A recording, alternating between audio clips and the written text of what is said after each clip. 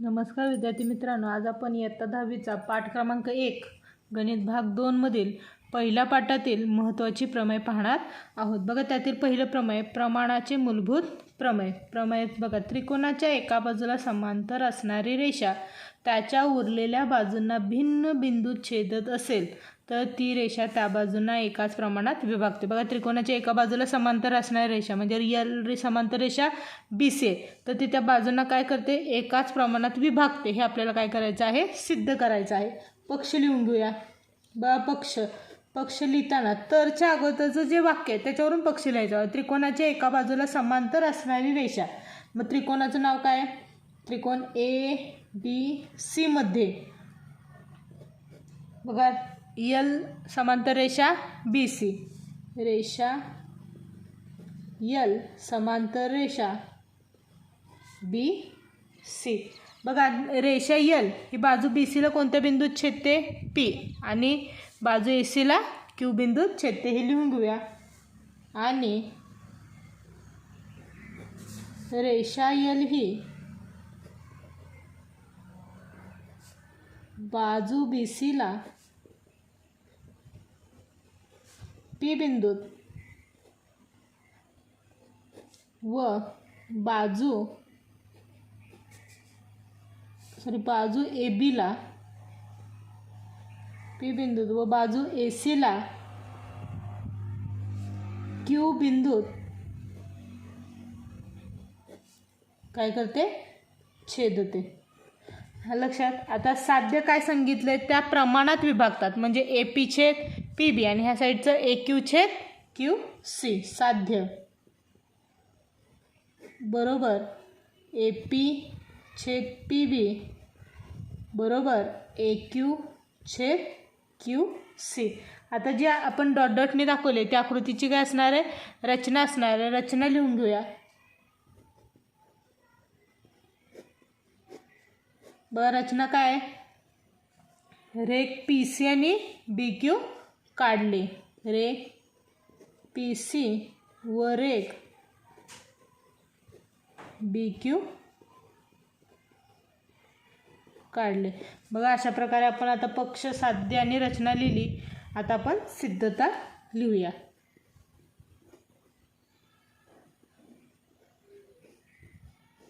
बघा, त्रिकोण हा APQ आणि इकडचा त्रिकोण PQB हे काय आहेत, समान उंची त्यांची कशी आहे, समान आहे, आणि त्यांचा पाया वेगवेगळा आहे. ही उंची असणार आहे त्यांची आणि हा काय असणार आहे, त्याचा पाया. मग त्रिकोण APQ व त्रिकोण PQB हे समान उंचीचे त्रिकोण आहेत.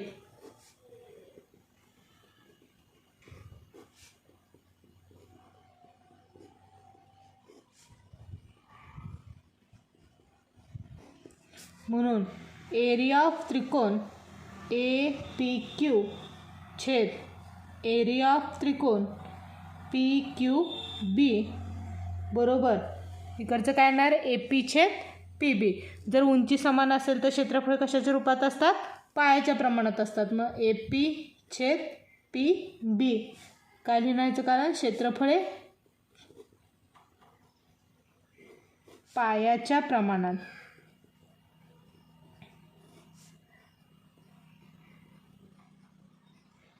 आपलं विधान 1. त्याचप्रमाणे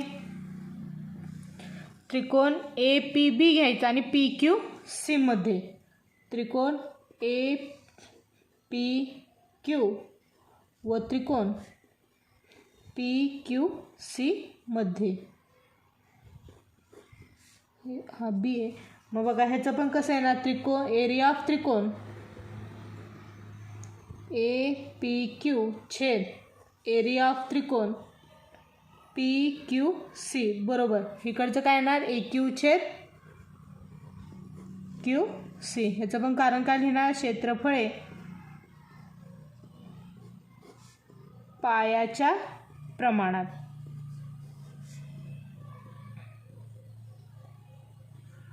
हे आपलं विधान 2. बघा, परंतु त्रिकोण PQB आणि PQCचं काय समान आहे, पाया समान आहे आणि त्यांची उंचीसुद्धा समान आहे. परंतु त्रिकोण पी क्यू बी व त्रिकोण पी क्यू सी हे समान पाया व समान उंचीचे त्रिकोण आहेत.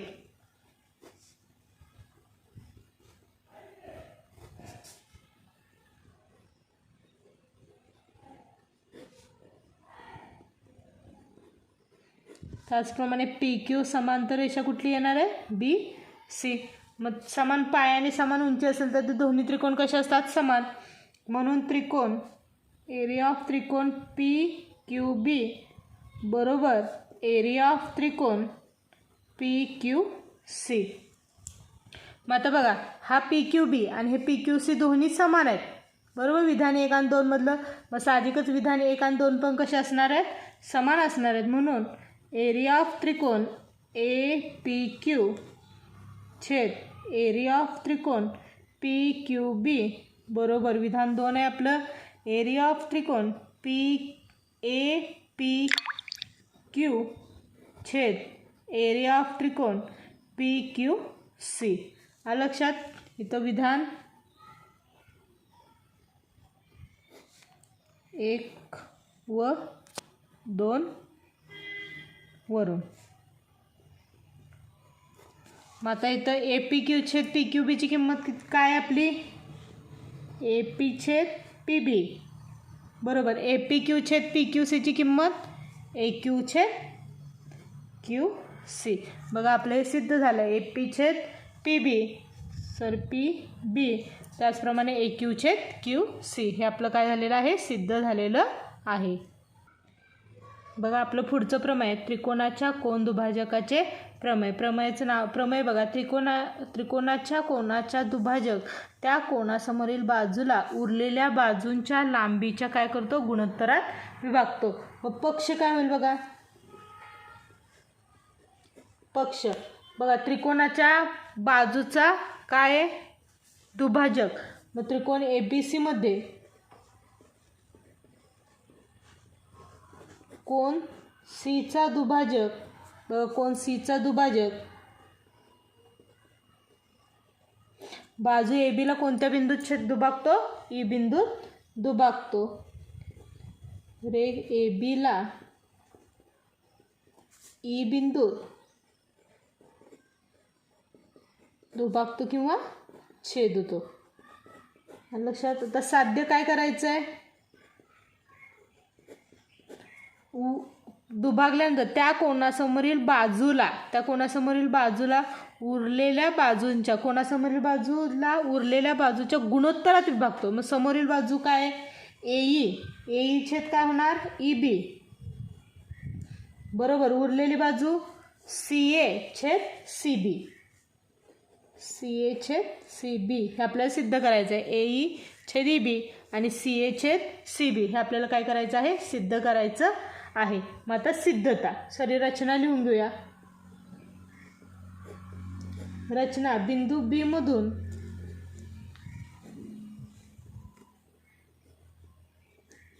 किरण सीईला समांतर रेषा अशी काढली की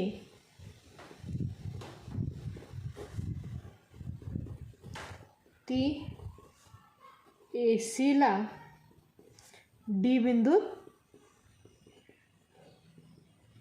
छेदते. सिद्धता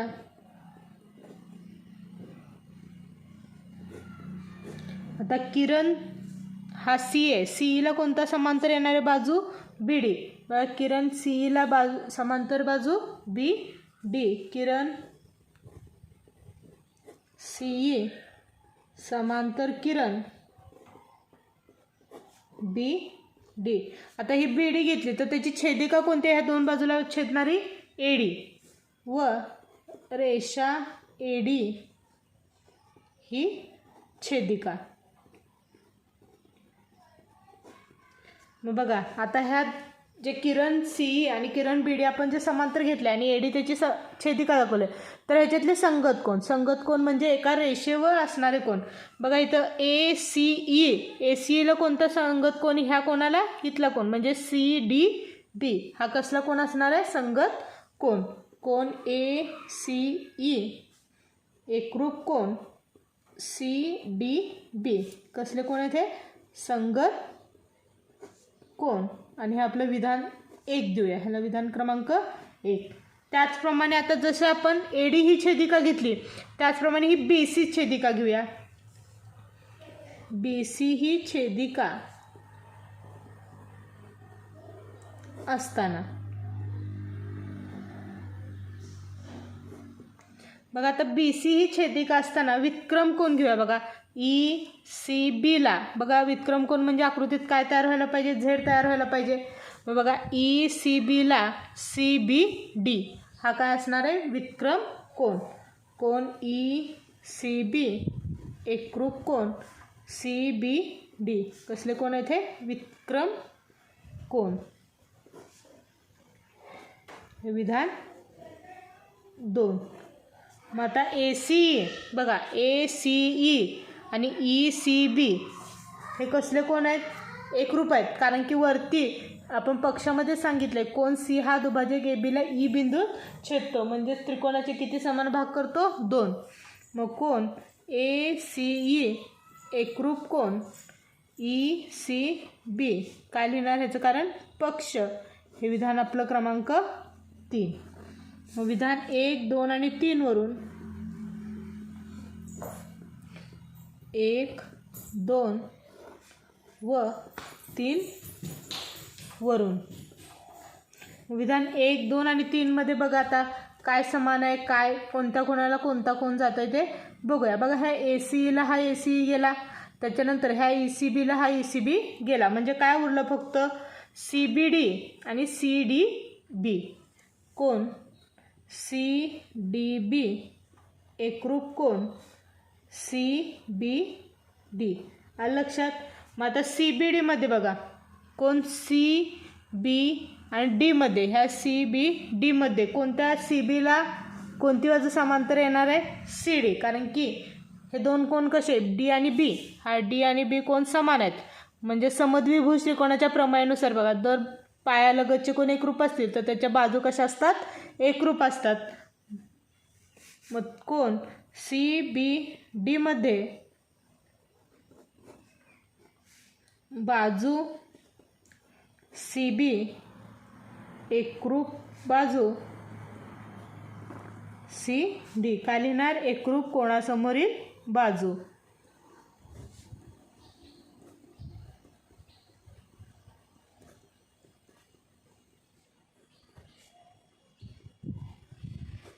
लक्षात. मग जर हे दोन बाजू एकरूप आहेत तर लक्षात आलं काय ह्या दोन बाजू कशा असतील एकरूप असतात म्हणून सी बी बरोबर सी डी.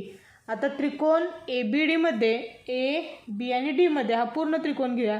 त्रिकोण ए बी डीमध्ये आता रेषा ई सीला कुठली समांतर रेषा आहे बी डी. रेघ ई सी समांतर रेघ बी डी. हे कारण काय ह्याचं रचना, कारण की रचनेमध्ये आपण ती रेषा काय केलेली आहे वाढवलेली आहे. समांतर असल्याने ए ई समांतर ई बी प्रमाणाचे मूलभूत प्रमेय जे आपण ह्याच्या अगोदर बघितलेलं आहे ए ई छेद ई बी बरोबर ए सी छेद काय येणार आहे सी डी. ए सी छेद सी डी कारण काय लिहायचं प्रमाणाचे मूलभूत प्रमेय.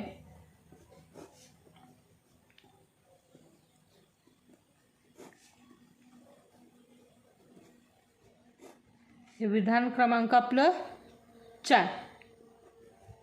सॉरी ह्याला 5 देऊया, ह्याला विधान क्रमांक 4 देऊया. मग आता बघा विधान 4 आणि 5 वरून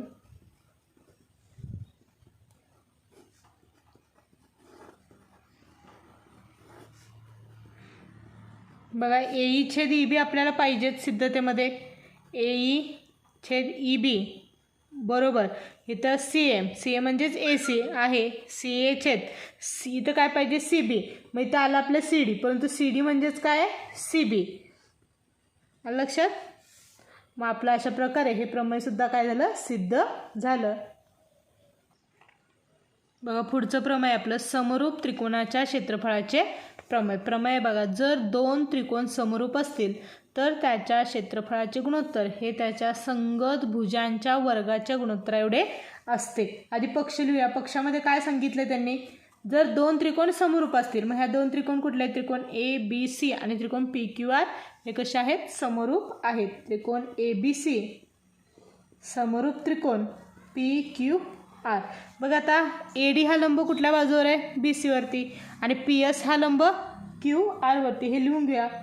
AD लंब BC, त्याचप्रमाणे PS लंब QR. आता साध्य काय सांगितलंय, त्याच्या क्षेत्रफळाचे गुणोत्तर हे त्याच्या संगत भुजांच्या वर्गाच्या गुणोत्तर, म्हणजे त्याच्या बाजूचं जे क्षेत्रफळ त्रिकोणाचं जे क्षेत्रफळ आहे त्याच्या बाजूच्या वर्गाच्या गुणोत्तरा एवढे आहे. मग एरिया ऑफ त्रिकोण पहिला ABC छेद एरिया ऑफ त्रिकोण PQR बरोबर. इकडची पहिली बाजू ABचा वर्ग छेद इकडचं PQचा वर्ग बरोबर. खालचा पाया ह्याची BC वर्ग छेद QR वर्ग. त्याचप्रमाणे इकडची बाजू AC वर्ग छेद PRचा वर्ग. आलं लक्षात. आता सिद्धता.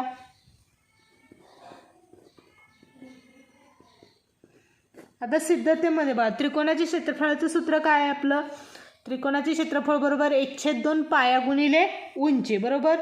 मग त्याचप्रमाणे आपण दोन्ही त्रिकोणाचे क्षेत्रफळ मांडून घेऊया.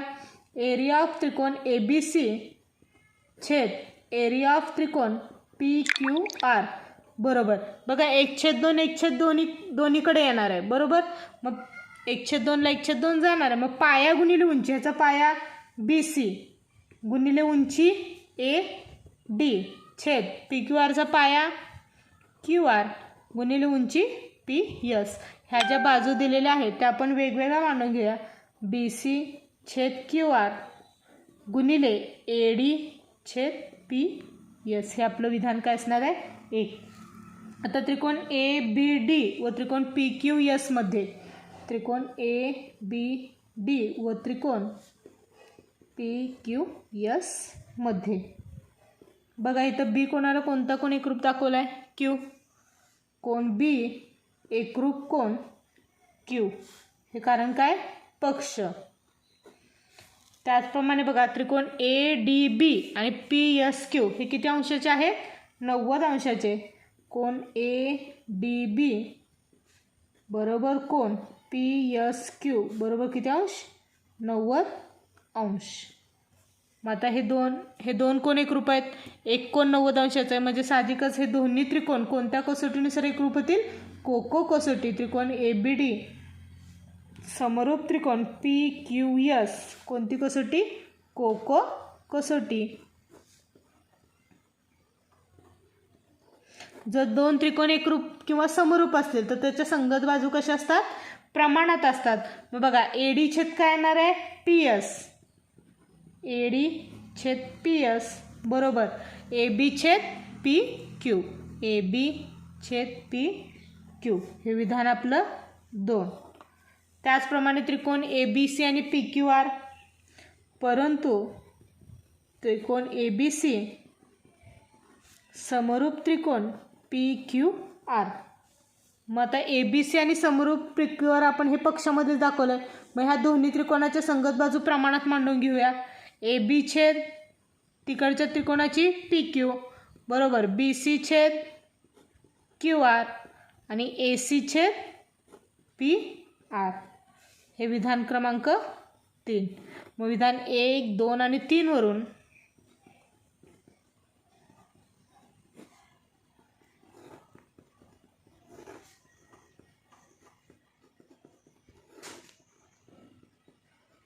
बघा, विधान 1 मधलं आपण आधी त्रिकोणाचं घेऊया. एरिया ऑफ त्रिकोण ABC छेद एरिया ऑफ त्रिकोण PQR बरोबर काय लिहिलं आहे BC/QR गुणिले AD/PS. बरोबर. बघा हे BC/QR आहे असंच ठेवलं आपण. आता काय AD/PS. बघा इथं पण विधान 2 आणि 3चा विचार करूया. AD/PS. AD/PS म्हणजेच काय AB/PQ बरोबर. आणि AB/PQ म्हणजेच काय BC/QR. मग गुणिले BC/QR बरोबर. BC गुणिले BC BC वर्ग आणि QR गुणिले QRचा वर्ग. बघा जे ह्या अशा पद्धतीने दाखवलं त्याचप्रमाणे आपल्याला काय दाखवता येईल AB वर्ग छेद PQ वर्ग आणि बरोबर AC वर्ग छेद PR वर्ग सुद्धा आपल्याला दाखवता येईल. म्हणजेच काय करायचं BC/QR म्हणजेच AB घ्यायचं आणि इथं पण AB/PQ AB/PQ गुणिले AB/PQ काय येईल AB वर्ग छेद PQ वर्ग आणि त्याचप्रमाणे BC/QR म्हणजे AC/PR आणि AC गुणिले AC/PR करायचं म्हणजेच AC वर्ग छेद PRचा वर्ग.